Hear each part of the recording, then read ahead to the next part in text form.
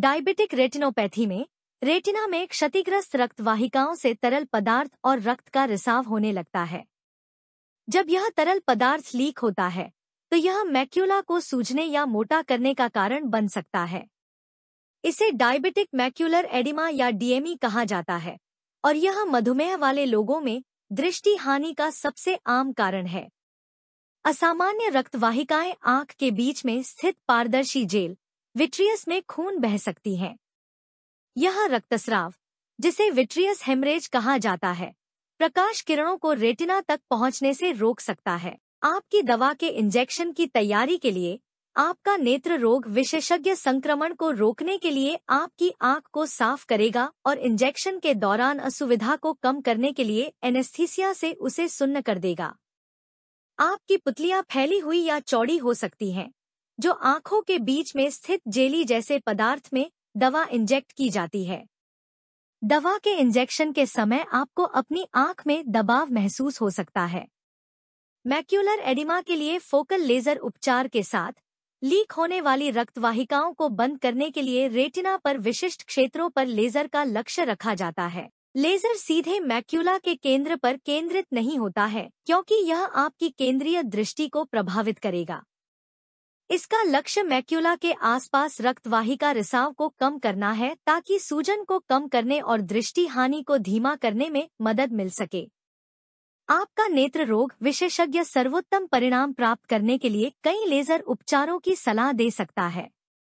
Non proliferative diabetic retinopathy या एनपीडीआर के साथ रेटिना में क्षतिग्रस्त रक्त वाहिकाएं रेटिना में तरल पदार्थ, जिसमें थोड़ी मात्रा में रक्त भी शामिल है, का रिसाव करना शुरू कर देती हैं। कभी-कभी वसा के जमाव रेटिना के अंदर रिसाव कर सकते हैं। इन जमावों को हार्ड एक्स्यूडेट्स कहा जाता है। पीडीआर के साथ रेटिना में कई रक्त वाहिकाएं बंद हो जाती हैं, जिससे रेटिना में पर्याप्त रक्त प्रवाह नहीं हो पाता है। रेटिना नई रक्त वाहिकाओं को विकसित करने की कोशिश करके इस समस्या का जवाब देता है।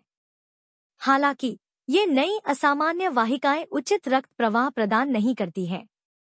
वे रक्तस्राव के साथ साथ निशान ऊतक का कारण भी बन सकते हैं, जिससे रेटिना झुर्रीदार हो सकता है या अलग भी हो सकता है। यदि आंख के सामने समान वाहिकाएं असामान्य रूप से बढ़ती हैं, तो वे आंख के जल निकासी चैनलों को अवरुद्ध कर सकती हैं और उच्च दबाव और संभवतः ग्लूकोमा का कारण बन सकती हैं। पीडीआर से आपकी केंद्रीय और पार्श्व दृष्टि दोनों प्रभावित हो सकती हैं। फ्लोरेसेंट एंजियोग्राफी के साथ पीले रंग की एक छोटी मात्रा को आपके हाथ में इंजेक्ट किया जाता है, जहां यह शरीर की सभी रक्त वाहिकाओं में घूमता है, जिसमें रेटिना में भी शामिल है। फिर रेटिना की तस्वीरों की एक श्रृंखला लेने के लिए नीले फ्लैश वाले एक विशेष कैमरे का उपयोग किया जाता है।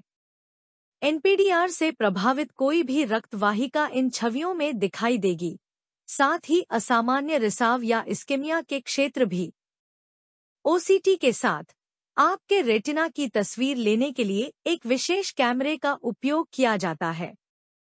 यह रेटिना की मोटाई को मापता है और सूजन और तरल पदार्थ का पता लगाने में भी बहुत संवेदनशील है। यह नैदानिक जानकारी आपके डॉक्टर को यह निर्धारित करने में मदद करती है कि आपकी दृष्टि धुंधली क्यों है और क्या उपचार शुरू किया जाना चाहिए। विट्रेक्टोमी सर्जरी आमतौर पर ऑपरेटिंग रूम में आउट पेशेंट के आधार पर की जाती है। आंख के अंदर प्रवेश करने के लिए एक ऑपरेटिंग माइक्रोस्कोप और छोटे सर्जिकल उपकरणों का उपयोग किया जाता है। रक्त और निशान ऊतक को हटा दिया जाता है।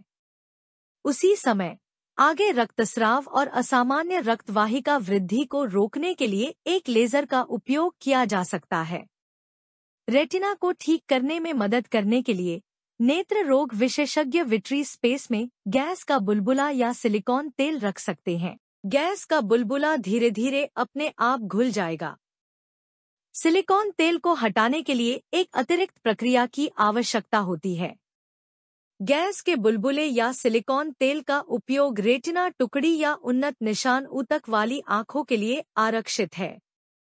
विट्रेक्टोमी के बाद आपकी सर्जरी के परिणाम महीनों तक स्पष्ट नहीं हो सकते हैं।